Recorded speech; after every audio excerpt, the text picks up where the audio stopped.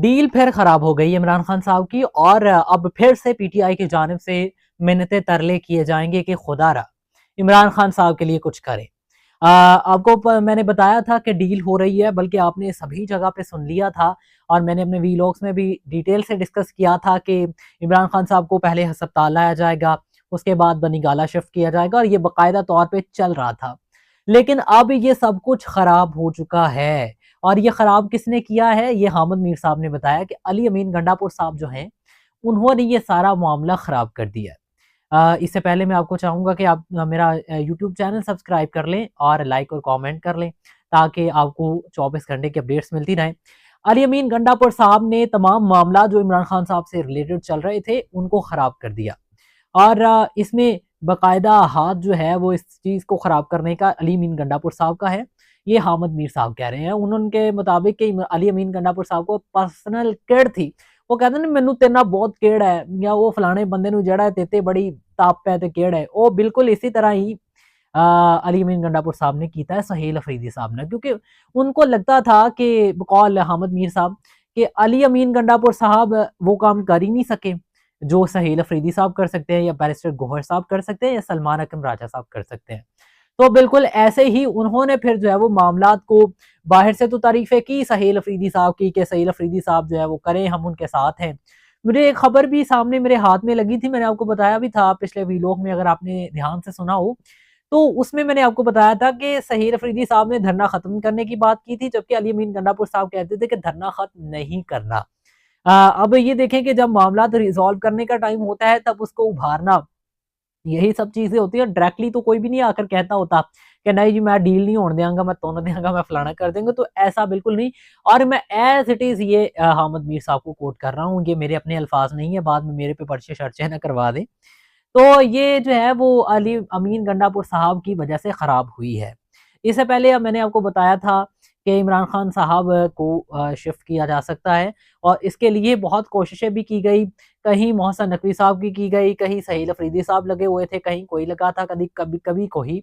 तो ये मेन मसला ये था कि इमरान खान साहब ये नहीं चाहते थे कि डील का नाम दिया जाए या डील का तासुर दिया जाए, बल्कि इमरान खान साहब ये चाहते थे कि डील का तासुर नहीं, बल्कि कुछ ऐसा किया जाए कि जिसकी वजह से अदालतें भी इन्वॉल्व हो जाएं, और इस चीज से भी बचा जा सके कि ये डील करके बाहर आए हैं और मामला रिजोल्व भी हो जाए। और बिल्कुल ऐसा ही होने वाला था। अदालतें रिलीफ देने के लिए आ गई थी, अदालतों में केसेस लग गए थे। उसके अलावा जो बाकी था मामला, तो इमरान खान साहब की आंख का मसला वो जो है वो सब में क्रिएट हुआ, और वो होगा भी। ये नहीं कह रहा कि नहीं है, लेकिन वो होगा, जेन्युइन इशू था, अदालतों के थ्रू वो रिलीफ मिल सकता था और इमरान खान साहब आ सकते थे बाहर।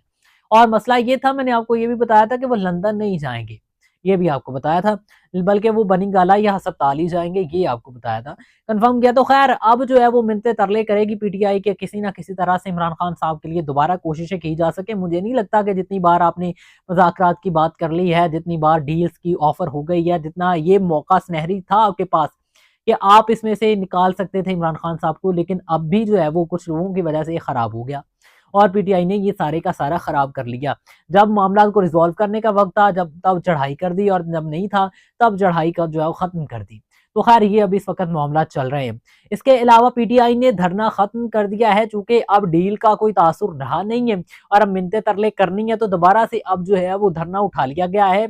और इस पर पीटीआई का कहना है कि हमने इसलिए उठाया कि अब रमजानुल मुबारक आ गया है, और रमजानुल मुबारक के बाद, यानी सुहेल अफरीदी साहब कहते हैं कि रमजान मुबारक के बाद जो है ना वो हम इमरान खान रहाई फोर्स बनाने जा रहे हैं, उसका ऐलान किया जाएगा, उसमें मेंबरशिप की जाएगी, और उसके अलावा जब वो मेंबरशिप कंप्लीट होगी तो उसमें इंसाफ फेडरेशन के स्टूडेंट्स होंगे, उसमें जो है वो दीगर नौजवान क़यादत होगी, उनकी मेंबरशिप पूरी करके उनको टास्क दिए जाएंगे और वो वाम बाहर निकालेंगे। ईद के बाद ही किया जाएगा।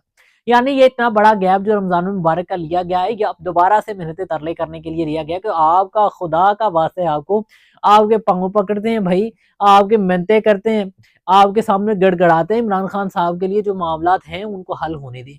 अब दूसरी जानिब तो जो है वो ढील दिखाते ही हैं कि आप जो है वो पहले भी शहबाज शरीफ साहब यही कहते थे कि मुज़ाकरात करें, अब भी वो यही कहते हैं कि मुज़ाकरात कर लें, क्योंकि मोहसन नकवी साहब भी यही कहते हैं कि बातचीत के थ्रू मामला हल होते हैं, लेकिन अब ये खुद ही अपने मामला खराब कर लेते हैं। इनके आपस की पार्टी जो इतनी बट गई है, कि पता ही नहीं है कि शेर अफजल मरवत किस साइड के हैं, अली अमीन गंडापुर के साइड के हैं और सहेल अफरीदी साहब के साइड के हैं।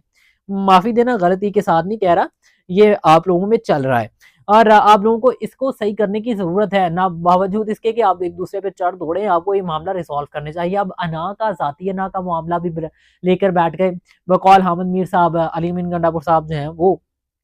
तो अब देखें कि ये कोशिशें खुद ही अब नाकाम कर बैठे। इतना पीटीआई बेबस हो चुकी है कि इमरान खान साहब के लिए अब दूसरी जानिब से हलवा जो है वो प्लेट में रख के दिया जा रहा है, तो वो भी आप खा नहीं सकते, वो भी आप उठा नहीं सकते। और अगर उठाना चाहते हैं तो कुछ 10-20 हाथ आ जाते हैं, जो एक को एक एक चम्मच भी नहीं बचता। तो इसलिए जो है ना वो मामला आप लोगों ने खुद खराब कर लिए हैं।